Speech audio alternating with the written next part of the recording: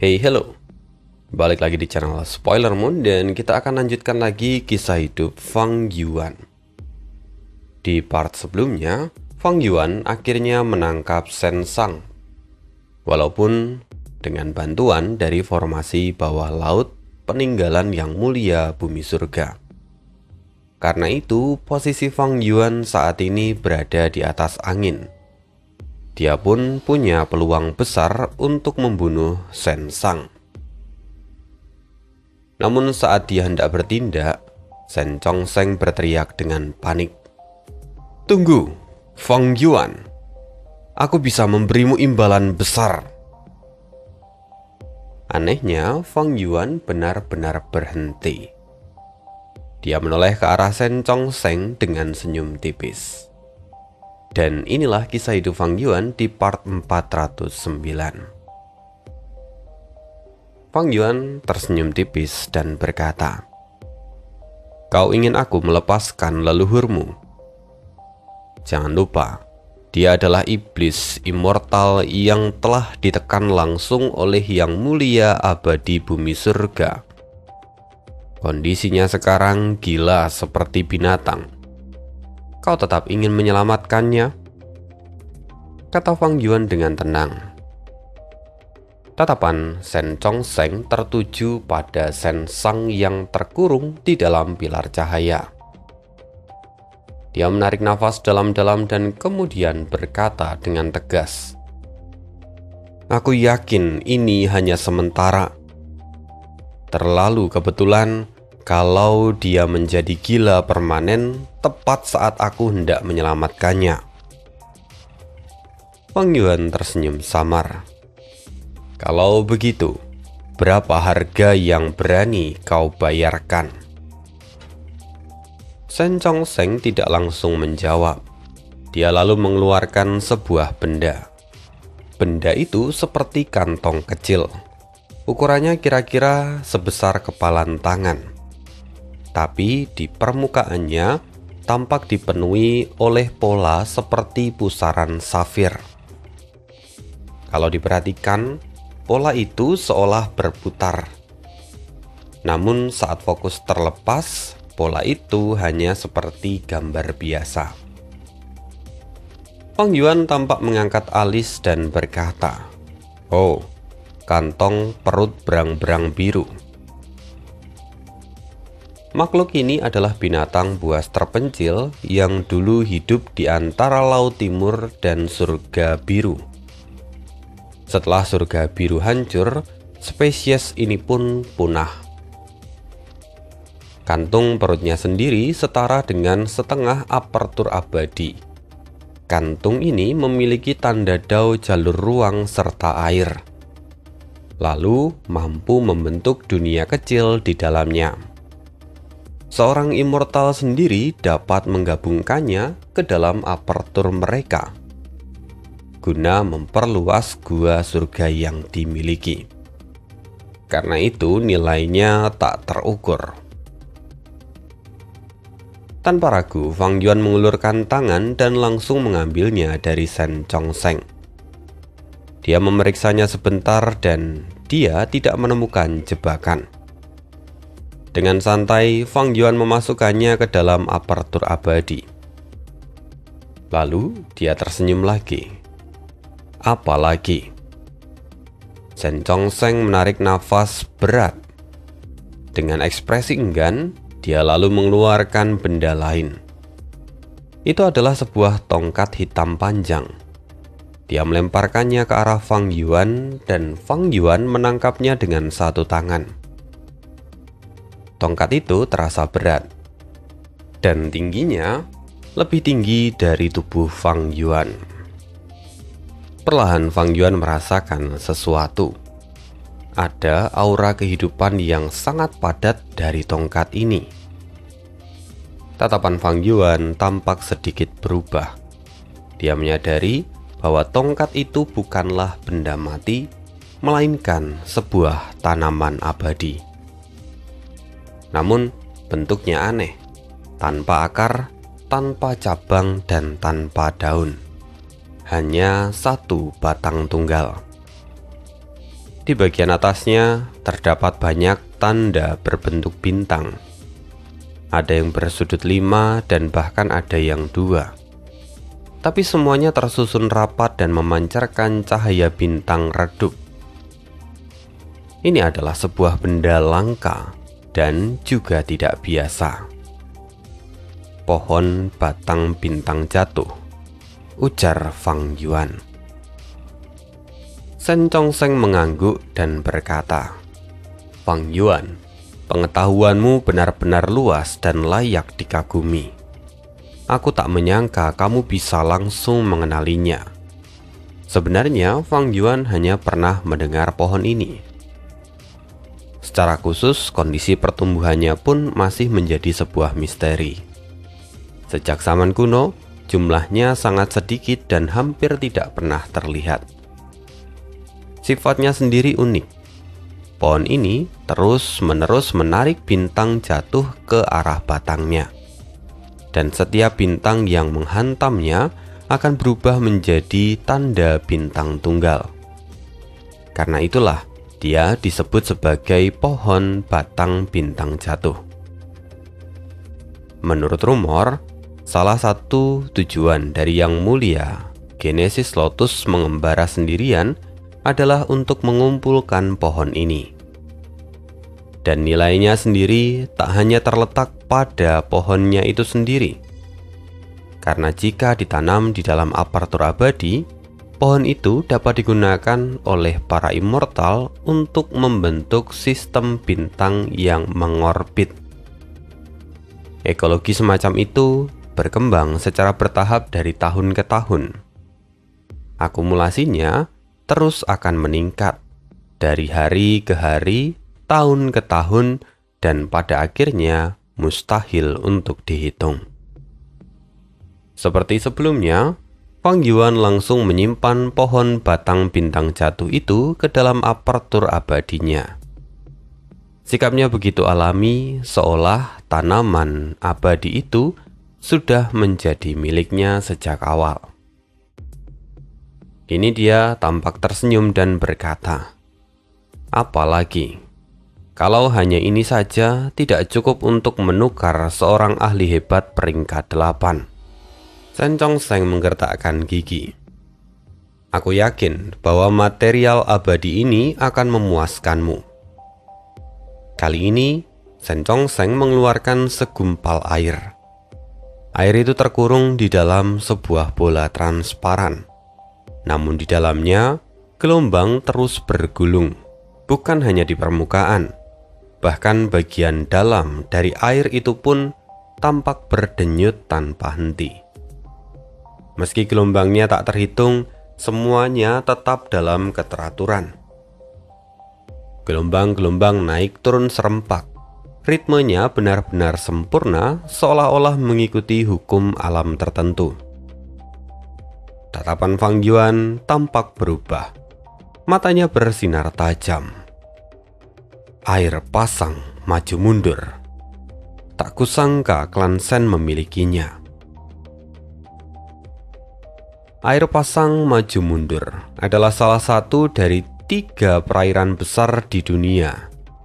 Ini adalah material abadi peringkat 9. Nilainya jelas jauh melampaui gabungan kantong perut berang-berang dan juga pohon batang bintang jatuh. Belum lagi kegunaannya yang luar biasa. Shen Chongsheng melihat ekspresi Fang Yuan dan berkata, "Aku memiliki 12 bagian dari air pasang maju mundur. Semuanya bisa kuserahkan padamu kalau kau setuju."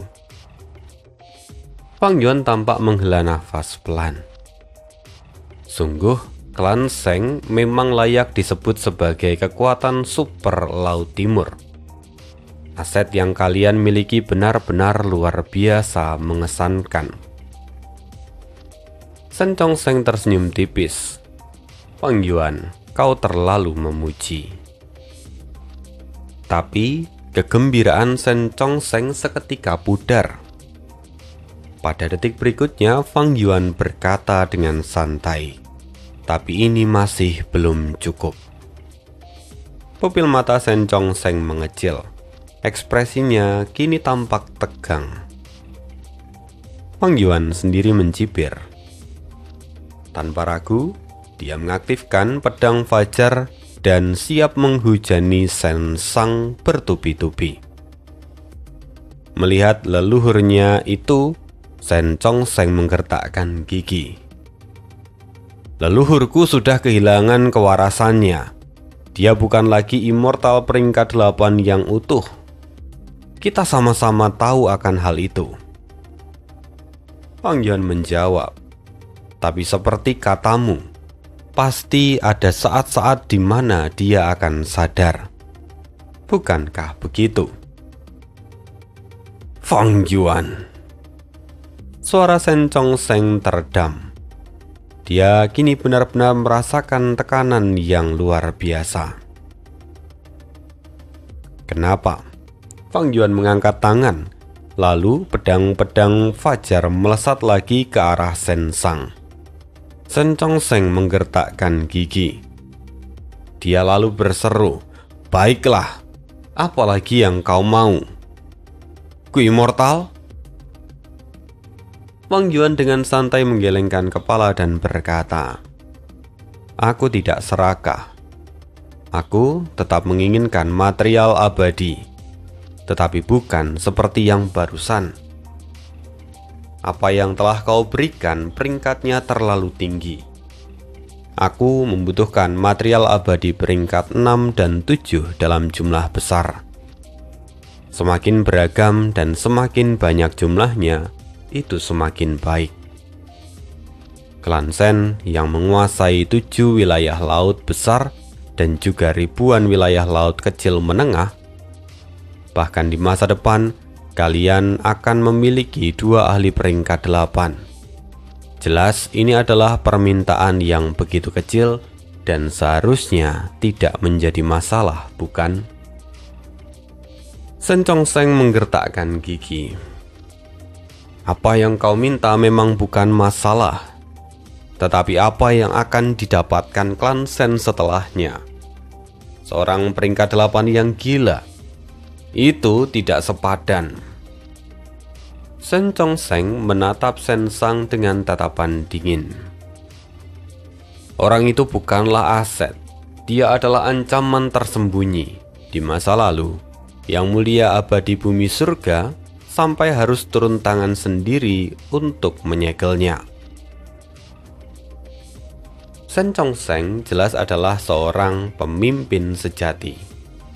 Saat menyangkut kepentingan klan, dia menjadi dingin dan rasional, bahkan hampir tak menunjukkan emosi. Saat ini nilai Shen Sang memang sudah jatuh karena kegilaannya. Walaupun klan Shen membutuhkan ahli peringkat 8 saat ini, tetapi yang mereka butuhkan bukan yang kehilangan akalnya. Bagaimanapun peringkat 8 yang kehilangan akal hanyalah beban. Dia tak bisa membedakan kawan ataupun lawan. Dia menjadi bahan ejekan dan bahkan bisa menghancurkan klannya sendiri dengan pembunuhan tanpa kendali. Shen Chongsheng kembali memahami resiko itu dengan jelas. Karena itulah, dia menawarkan 3 sumber daya berharga tadi. Itu sendiri sudah cukup untuk menunjukkan ketulusan yang besar. Fang Yuan tertawa kecil, dan dia menunjuk ke arah Shen Sang. Dia adalah leluhurmu, orang yang mati-matian ingin kau selamatkan. Tentu saja, itu bukan satu-satunya yang akan kau dapatkan. Apalagi? Tanya Shen Sang. Dia kini merasa tertarik. Persahabatanku, kata Fang Yuan dengan tenang.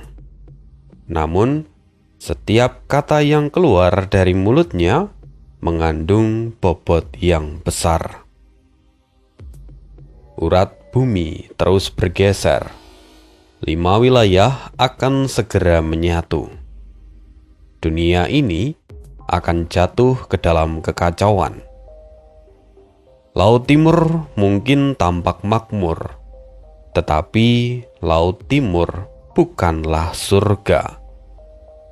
Justru karena kekayaannya, Laut Timur akan menjadi incaran semua pihak. Bahkan saat tembok regional masih ada, para immortal sudah berdatangan.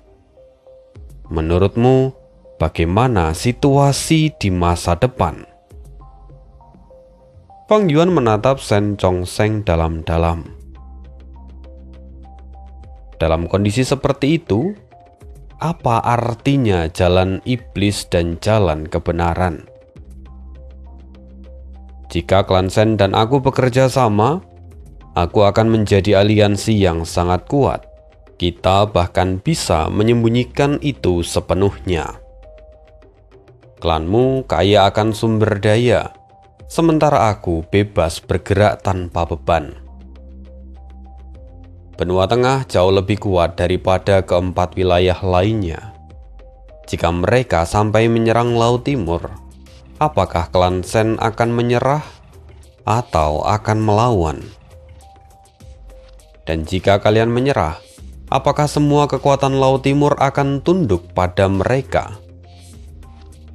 Fang Yuan tersenyum tipis.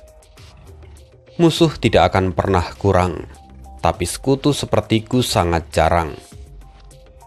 Pertemuan kita di sini adalah sebuah kesempatan besar. Jika kita terus bertarung, hasilnya hanya akan menuju kehancuran. Tapi jika kita bekerja sama, kita bisa membentuk masa depan. Saat ini, kita hanya berurusan dengan warisan yang mulia abadi bumi surga dan Sensang. Tapi di masa depan, kita akan bersama-sama menghadapi benua tengah dan mengendalikan seluruh dunia.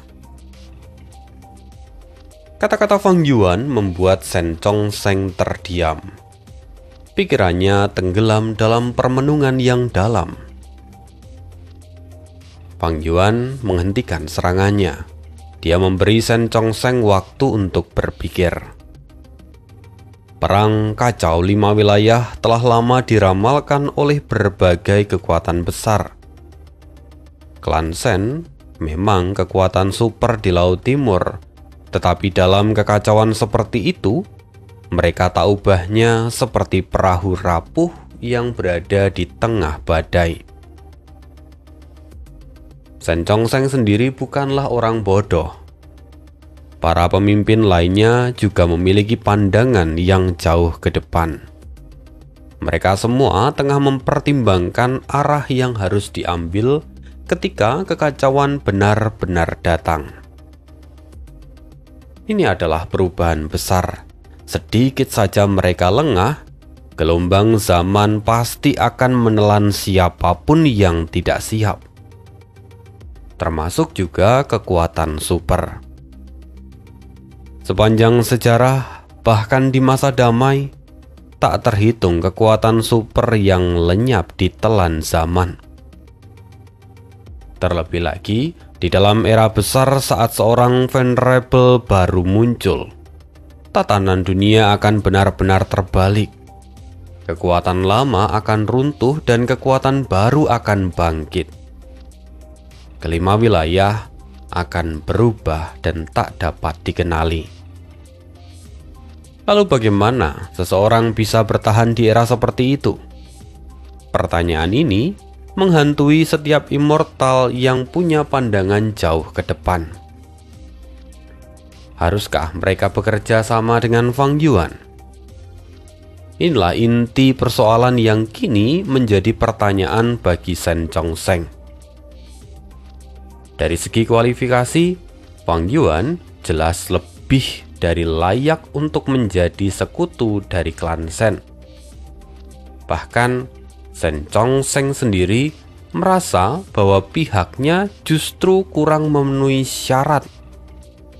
Ia sendiri bukan tandingan Fang Yuan. Namun, jika Sensang dapat diselamatkan dan ancaman tersembunyi di tubuhnya disingkirkan, ditambah dengan rumahku milik klan Shen, maka mereka akan memiliki dasar yang cukup untuk bekerja sama dengan Fang Yuan. Shen Zhongsheng sendiri memahami satu hal. Klan Shen membutuhkan sekutu eksternal seperti Fang Yuan. Di masa yang damai, hal ini mungkin tidak terpikirkan. Namun di masa ketika perang 5 wilayah pecah, klan Shen bisa saja berada di ambang kehancuran. Dan pada saat itu, Fang Yuan jelas bukan sosok yang bisa diandalkan. Sudah menjadi keberuntungan jika dia tidak justru menyerang mereka lebih dulu. Shen Zhongsheng sangat memahami sifat licik Fang Yuan. Namun, bagaimana jika klan Shen terus menghadapi kekuatan super lain yang setara? Seperti klan Xie, klan Cai, klan Hua, klan Tang, dan bahkan klan Song. Klan Shen berada di pusat Laut Timur, dikelilingi oleh banyak kekuatan super. Posisi mereka seperti terkepung dari segala arah. Jika mereka tidak mencari jalan keluar dan memperluas diri sekarang, mereka hanya akan menjadi mangsa di dalam perang besar nanti. Dalam kondisi seperti itu, jika klan Shen dapat menukar sumber daya dengan bantuan dari sosok sekuat Fang Yuan, kenapa mereka harus ragu? Fang Yuan memiliki rumahku peringkat 8. Dia juga memiliki berbagai warisan dari Venerable. Dan bahkan dia juga mampu berkali-kali menekan pengadilan surgawi. Kekuatan seperti itu adalah sesuatu yang tentu diinginkan oleh setiap kekuatan super. Jika mereka tidak bekerja sama sekarang, bagaimana kalau Fang Yuan justru kemudian bergabung dengan musuh mereka di masa depan? Saat ini, pengadilan surgawi tengah berusaha memperbaiki Gunasip. Fang Yuan mencoba menghalanginya dan dia membutuhkan sejumlah besar material abadi tingkat rendah. Ini adalah kesempatan. Dan seperti yang dikatakan Fang Yuan, ini adalah kesempatan bagi kedua belah pihak. Walaupun tentu resikonya besar, bekerja sama dengan seorang iblis seperti Fang Yuan sama sekali tidak aman. Bagaimana jika dia mengingkari janji? Tidak ada yang bisa menahannya, bahkan pengadilan surgawi sekalipun. Apa yang bisa dilakukan klan Shen? Selain itu, tidak ada dasar kepercayaan di antara mereka. Bahkan perjanjian aliansi pun belum tentu dapat dimanfaatkan. Walaupun meski ada perjanjian aliansi sekalipun, bukan berarti itu tidak bisa dilanggar. Maka pada akhirnya, satu hal yang bisa diandalkan adalah apakah kerjasama itu membawa keuntungan atau tidak. Selama mereka bisa memberikan manfaat bagi Fang Yuan, maka Fang Yuan tidak akan berbalik dan melawan mereka. Pada akhirnya, Shen Zhongsheng tiba pada sebuah kesimpulan. Resiko memang ada, tetapi di dunia ini, apa yang benar-benar bebas dari resiko? Bagi Shen Zhongsheng, resiko itu adalah faktor sekunder. Nomor 2. Sementara keuntungan adalah yang pertama. Dia tidak tertarik pada resiko besar dengan imbalan kecil. Tetapi, kalau keuntungannya besar, maka dia tentu tidak akan ragu. Hal yang paling ia hargai bukanlah kekuatan Fang Yuan, melainkan sikapnya. Fang Yuan bersedia berbagi misi dengan Miao Mingzhen, bahkan juga dengannya. Dari sisi ini, Shen Zhongsheng menyadari bahwa Fang Yuan berbeda dari immortal jalan iblis lainnya. Dia rasional. Dia mampu berpikir dan bertindak layaknya anggota jalan kebenaran. Karena itu, setelah merenung lama, Shen Zhongsheng akhirnya mengangguk. Ekspresinya berubah menjadi serius. Ini adalah kesempatan bagimu dan bagiku. Maka, baiklah, mari kita berjudi. Di masa depan, mereka yang stagnan akan tersingkir. Kalau leluhur Sensang sadar kembali, aku akan berusaha membujuknya untuk berhenti menyerangmu. Ujar Sen Chong-seng sambil tersenyum. Dia lalu menyerahkan semua material abadi peringkat rendah yang ia punya.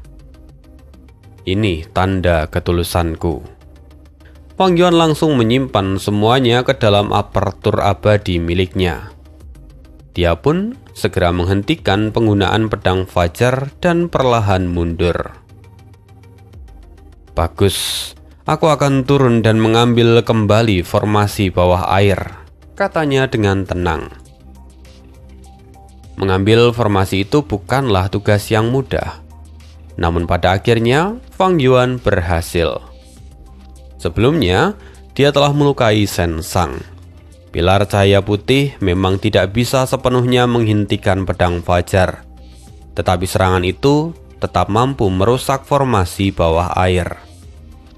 Lalu dengan keluarnya Sensang, celah besar pun terbuka. Di mata Fang Yuan, formasi itu dipenuhi retakan yang bisa dia manfaatkan. Andai pertarungan itu berlanjut, kemungkinan besar formasi ini akan runtuh lebih dulu sebelum Sensang terbunuh. Dan jika itu terjadi, Kui Mortal di dalamnya pasti akan ikut hancur. Fang Yuan tidak dapat mengendalikan gu mana yang akan selamat. Tetapi kalau sampai gu penyesalan ikut rusak, maka seluruh rencananya sampai detik ini akan gagal total. Inilah salah satu alasan utama kenapa Fang Yuan pada akhirnya memilih untuk bekerja sama dengan Sen Chong-seng. Formasi akhirnya berhasil diambil oleh Fang Yuan. Pilar cahaya emas putih yang menjulang ke langit pun akhirnya lenyap. Dan Sensang akhirnya terbebas. Leluhur, seru Sen Chong-seng sambil mundur. Fang Yuan mengendalikan kapal perang ribuan tahun dan ikut menjaga jarak dengan waspada. Sensang masih tampak menjerit. Dia sepenuhnya tenggelam dalam kegilaan, tanpa sedikit pun tanda bahwa dia akan segera sadar. Fang Yuan berkata, "Apakah kamu membutuhkan bantuanku?" Sen Chong-seng segera berkata, "Tidak perlu. Kita tunggu saja sampai dia sadar sendiri." Fang Yuan menatap Sensang dengan cemas. Dia tidak mampu memastikan kondisi leluhurnya dan tak ada yang bisa ia lakukan. Fang Yuan pun mengangguk ringan sambil mengendalikan kapal perangnya mundur lebih jauh. Tiba-tiba Sensang bergerak. Tubuhnya melesat seperti anak panah dan terbang menjauh. "Leluhur, tunggu!" Sen Chong-seng berteriak dan segera mengejarnya. Fang Yuan pun menggerakkan kapal perang ribuan tahun, mengikutinya dari belakang. Namun kecepatan Sensang sungguh luar biasa. Bahkan kapal perang Fang Yuan hanya sedikit lebih cepat darinya. Fang Yuan sendiri tidak berani memaksa untuk menghentikan Sensang secara langsung. Hingga akhirnya, dalam sekejap Sensang sudah keluar dari lautan tangisan penyesalan. Lalu saat Fang Yuan dan Sen Chong-seng hendak melanjutkan pengejaran, mereka terhenti. Sebuah penghalang tak terlihat menghadang jalan mereka. "Sialan!" Wajah Sen Chong-seng seketika memucat. Itu adalah metode milik Yang Mulia Abadi Bumi Surga. Dia telah mengalaminya sebelum ini. Batasan yang mencegah para immortal asing untuk bergerak bebas. Setiap misi memiliki wilayah yang tidak boleh dilampaui, dan batasan itu tidak berlaku bagi Sensang. Sayangnya bagi Fang Yuan dan Sen Chong-seng itu adalah tembok abadi. Kini mereka hanya bisa menyaksikan Sensang terus menjauh hingga akhirnya berubah menjadi titik hitam kecil di langit.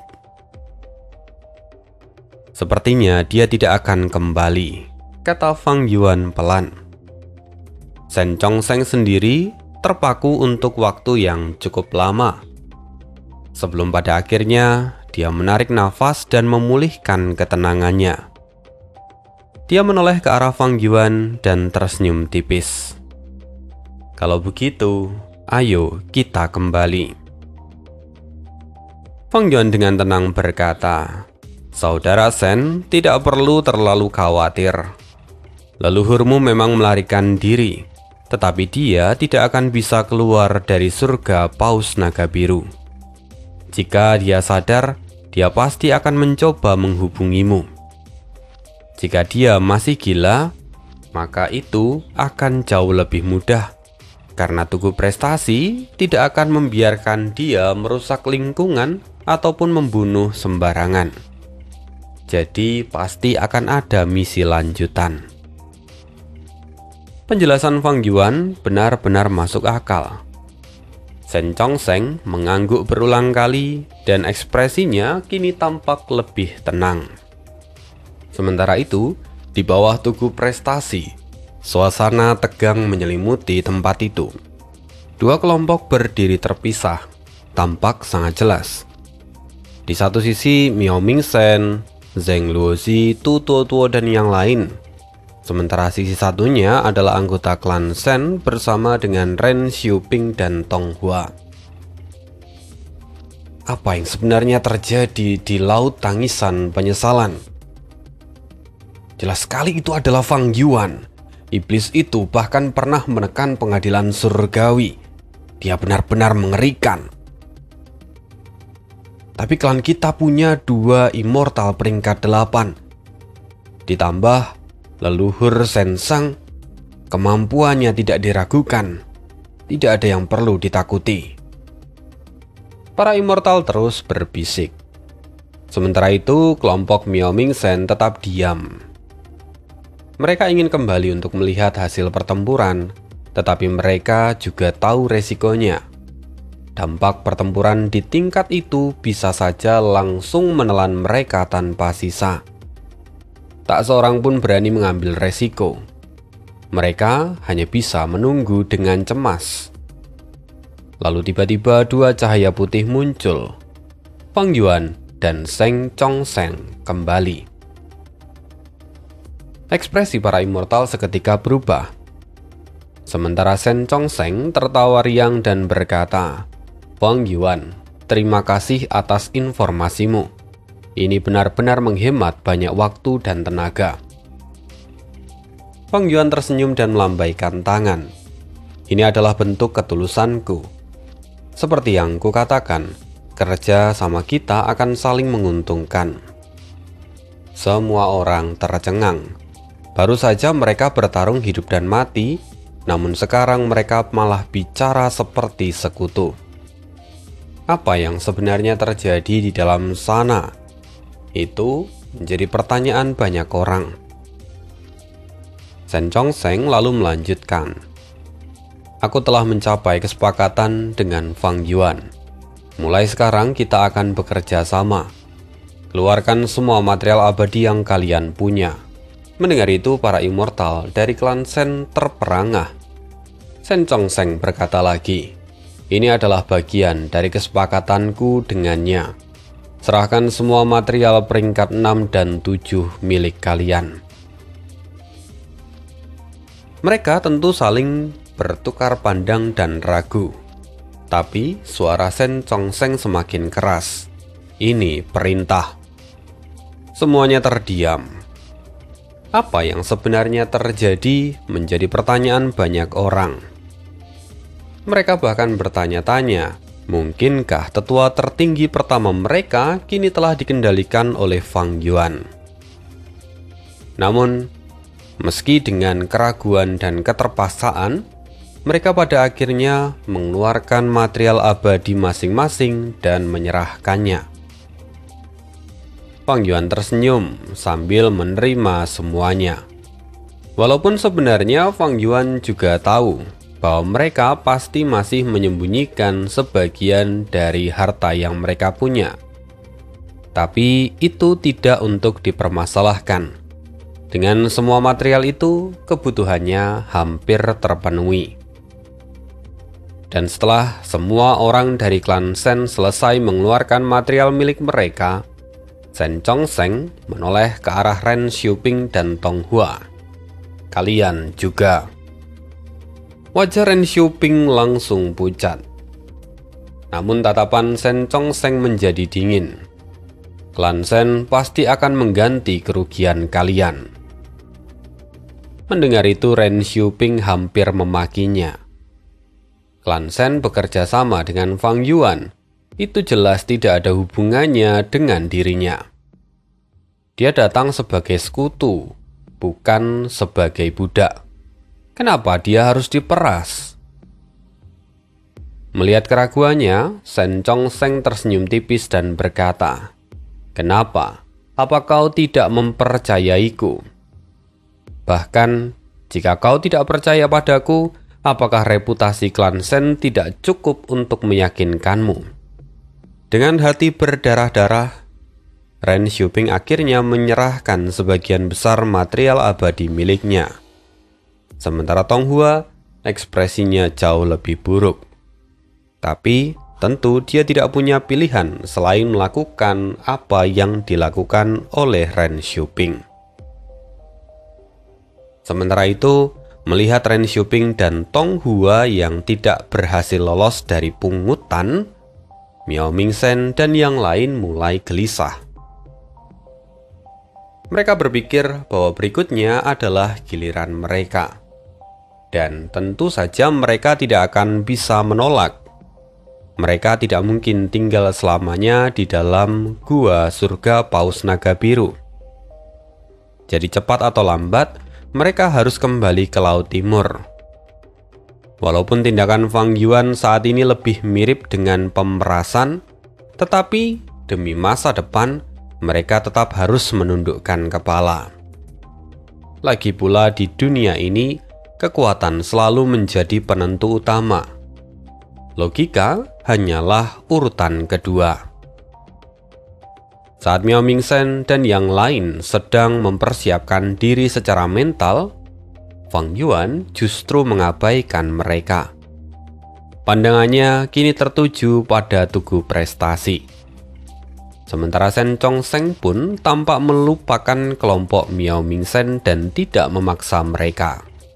Hanya Ren Xiuping dan Tong Hua yang melirik ke arah Miao Mingzhen. Ekspresi mereka yang satu tampak penuh kebencian, sementara yang lain menunjukkan emosi yang rumit. Kini tatapan Fang Yuan tetap terpaku pada tugu prestasi. Tidak diragukan lagi, misi untuk memusnahkan Shen Sang telah gagal total. Misi itu pun menghilang dari tugu prestasi. Dan lebih dari itu, poin prestasinya bahkan berkurang dengan cepat. Semua orang mengalami hal yang serupa. Tetua tertinggi pertama, poin prestasi Anda. Seorang immortal dari klan Sheng berteriak dan kata-katanya terputus. Wajah Shen Chongsheng seketika menjadi pucat dan tegang. Kerugian yang dialami adalah yang paling besar dibandingkan dengan yang lain, bahkan melampaui Fang Yuan. Fang Yuan saat ini memang turun dari posisi pertama, tetapi dia masih menyisakan 1 digit angka. Sementara itu, Shen Chongsheng justru jatuh ke angka minus. Perubahan ini bahkan mengejutkan Fang Yuan, karena dalam kehidupan sebelumnya hal ini tidak pernah terjadi. Saudara Shen, tugu prestasi tampaknya menghukummu paling berat karena kamu menyerang formasi bawah air dan melepaskan Shen Sang. Sementara itu, aku juga gagal menyelesaikan misi ini dan bahkan menghancurkan formasi bawah laut sehingga poinku pun ikut berkurang. Fang Yuan tampak menganalisis dengan tenang. Ekspresi Shen Chongsheng sendiri tampak berubah. Kekhawatiran kini terlihat jelas di matanya. Aku baru menerima informasi dari Tugu Prestasi ini. Dalam 10 hari, aku harus mengumpulkan sejumlah poin prestasi hingga menjadi positif. Kalau tidak, maka aku akan diusir dari Gua Surga Paus Naga Biru ini dan tidak bisa kembali lagi. Mendengar itu, Fang Yuan merenung. Dengan pencapaian jalur kebijaksanaan miliknya, kata-kata Shen Chongsheng ini justru menjadi petunjuk baru. Dia mengatakan bahwa dia akan diusir dan tidak akan bisa kembali lagi. Artinya, Gua Surga Paus Naga Biru itu bisa dimasuki lagi. Masalahnya hanya satu, bagaimana cara untuk menemukannya?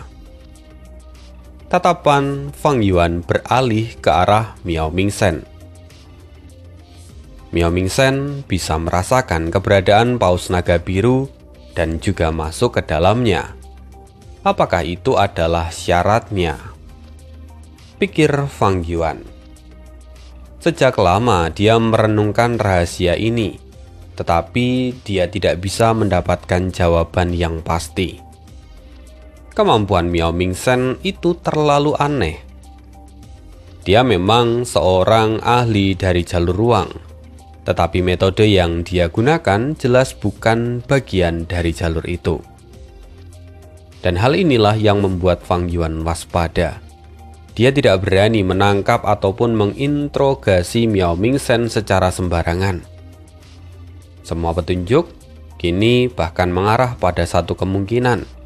Kalau metode itu bukanlah ciptaan Miao Mingzhen, melainkan berasal dari Gua Surga Paus Naga Biru sendiri.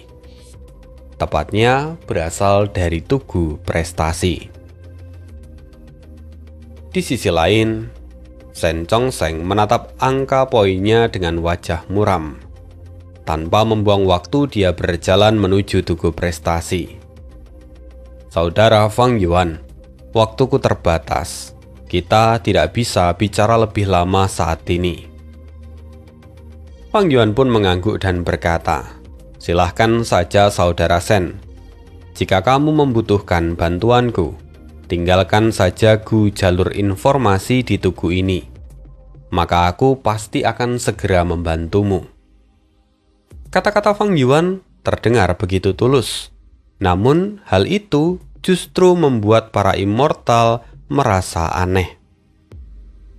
Shen Chongsheng adalah pemimpin jalan kebenaran, sementara Fang Yuan adalah iblis besar yang bahkan diburu oleh 5 wilayah.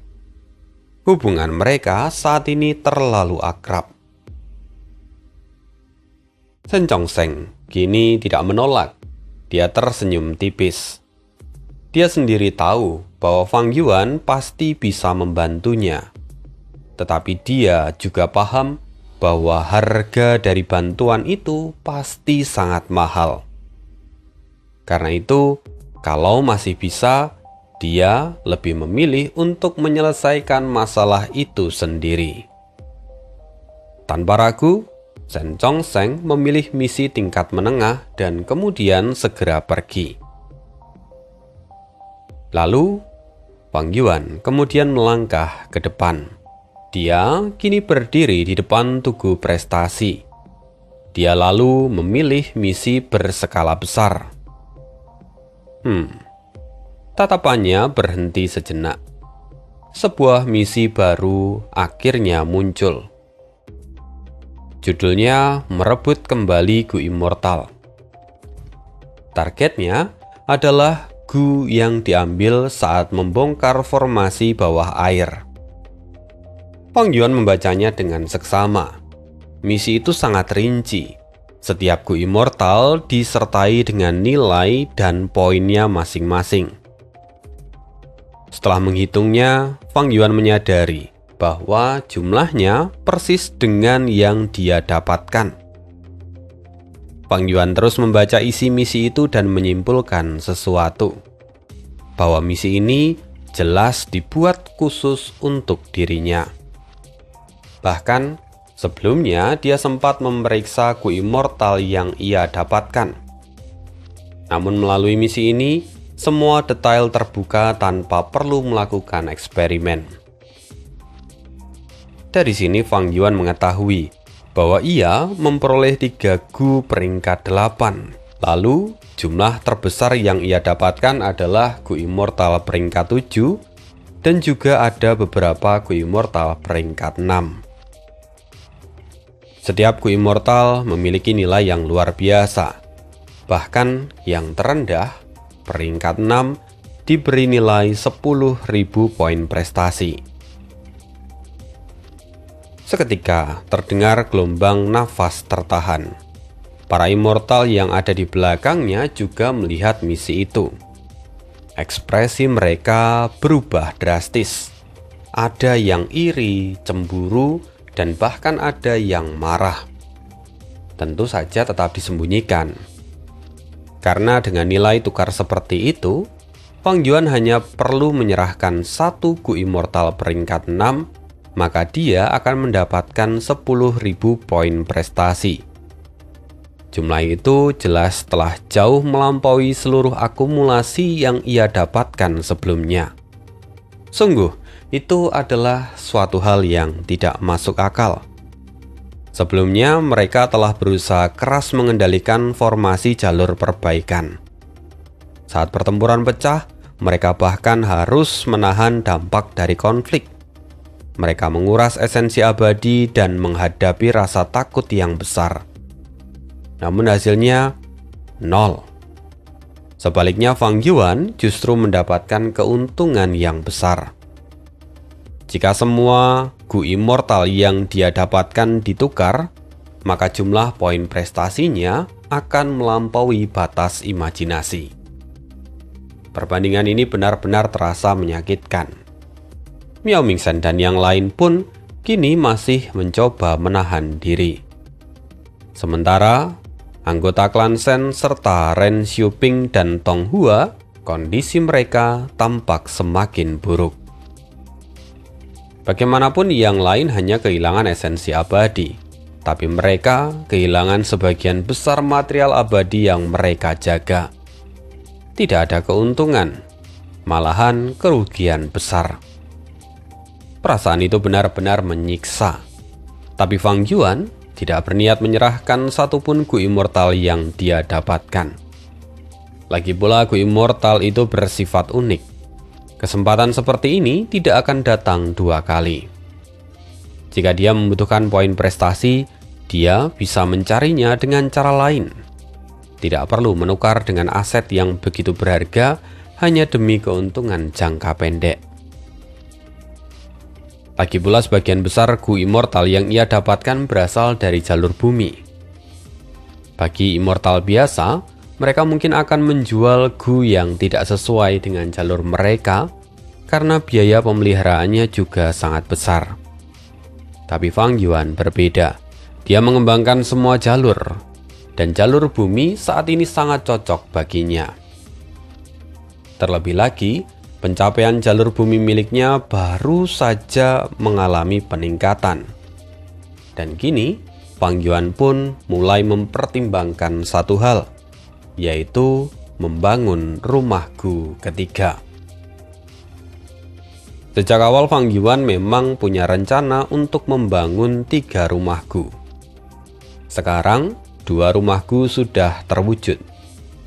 Kapal perang ribuan tahun dan pot keberuntungan memasak. Sementara satu yang terakhir masih belum dibuat. Memang, selama beberapa periode terakhir, Fang Yuan telah memperoleh istana kacang ilahi dan juga istana naga. Tapi keduanya digunakan oleh klon miliknya dan menjadi bagian dari rencana jangka panjang. Maka dia tidak bisa mengandalkan keduanya secara langsung, apalagi dalam pertempuran. Dan yang lebih penting, kedua rumah Gu itu tidak sesuai dengan kebutuhannya. Dalam rencana Fang Yuan, rumah Gu ketiga haruslah berfokus pada pertahanan. Kalau kapal perang ribuan tahun unggul dalam kecepatan, dia akan menutup kelemahan Fang Yuan dalam hal mobilitas dan sangat krusial untuk bertarung di sungai waktu. Sementara pot keberuntungan memasak dirancang sebelum kemunculan Qin Dingling.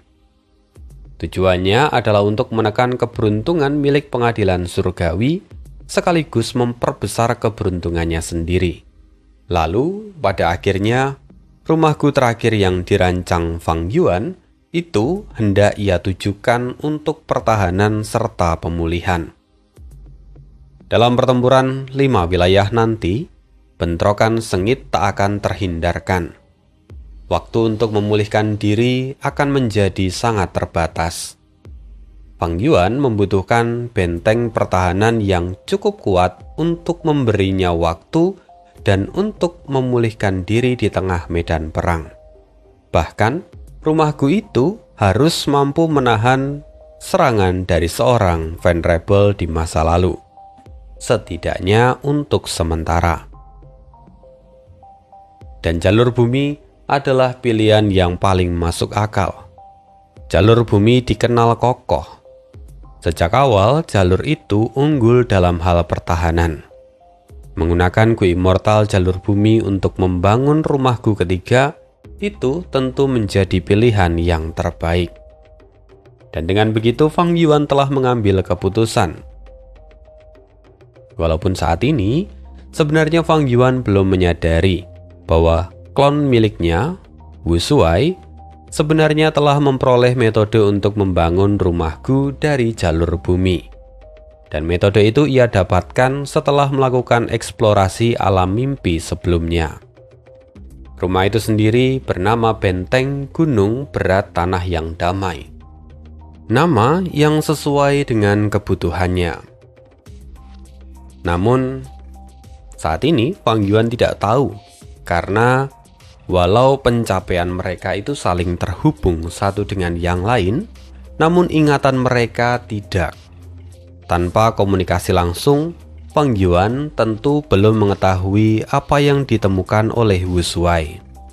Lalu pada akhirnya, setelah mencari misi untuk beberapa waktu, Fang Yuan memilih satu misi berskala besar. Misinya adalah menggabungkan 2 wilayah laut. "Siapa yang akan ikut denganku?" tanyanya dengan santai. Para immortal saling bertukar pandang, dan salah seorang dari mereka maju. "Saya akan ikut." Orang itu ternyata adalah Miao Mingsen. Dan karena Miao Mingsen sudah maju, Gui Qiye dan yang lain segera mengikutinya dari belakang. Fang Yuan pun mengangguk. Lalu dia kemudian menoleh ke arah para immortal klan Shen dan juga Ren Xiuping dan Tuo Hua. "Lantas bagaimana dengan kalian?" Mereka terdiam. Kerjasama sebelumnya dengan Fang Yuan berakhir pahit. Tidak seperti kelompok Miao Mingsen yang pernah merasakan keuntungan. Klan Shen justru mengalami kerugian saat ini. Shen Xiao akhirnya menggelengkan kepala dan berkata, "Terima kasih. Tetapi kami ingin mengamati terlebih dahulu." Penolakan itu halus namun tegas, dan Fang Yuan tidak mempermasalahkannya. Dia lalu beralih kepada 2 orang terakhir. Ren Xiuping hanya menggelengkan kepala dengan wajah muram, sementara Tong Hua bahkan tidak berani bicara. Reaksi itu sudah Fang Yuan duga. Bagaimanapun, dia baru saja mengambil material abadi mereka. Namun di balik semua itu sebenarnya tersirat kecerdikan dari Shen Chongsheng. Dengan memaksa mereka berdua menyerahkan material abadi kepada Fang Yuan, Shen Chongsheng sebenarnya seolah merusak hubungan mereka, tetapi sebenarnya Shen Chongsheng justru mengikat mereka berdua pada klan Shen. Setelah nanti keluar dari surga Paus Naga Biru, mereka bahkan akan semakin bergantung pada klan Shen untuk memulihkan kerugian yang mereka alami. Ini juga merupakan bentuk tekanan halus, pengingat bahwa kendali tetap berada di tangan Shen Chongsheng atas mereka berdua. Sekali mereka naik ke perahu klan Shen, maka tidak mudah untuk turun dari sana. Fang Yuan memahami skema ini, tetapi tidak tertarik untuk mencampurinya. Ada atau tidaknya Ren Xiuping dan Tong Hua tidak akan mempengaruhi kepentingan utamanya. Di 5 wilayah, meski dinding pembatas masih ada, kekuatan super sudah mulai mengumpulkan anggota. Klan Fang merekrut Bai Jun dan Permaisuri Elang. Klan Shen menarik Ren Xiuping dan Tong Hua. Sementara surga panjang umur bahkan berniat menyatukan seluruh dunia immortal dataran utara. Lalu benua tengah sendiri, mereka telah lama berada di bawah kendali pengadilan surgawi. Dengan demikian, maka Fang Yuan hanya membawa kelompok Miao Mingchen menuju lokasi misi. Dan kita akan update lagi kisah hidup Fang Yuan di part berikutnya. Terima kasih untuk hari ini. See you again. Bye.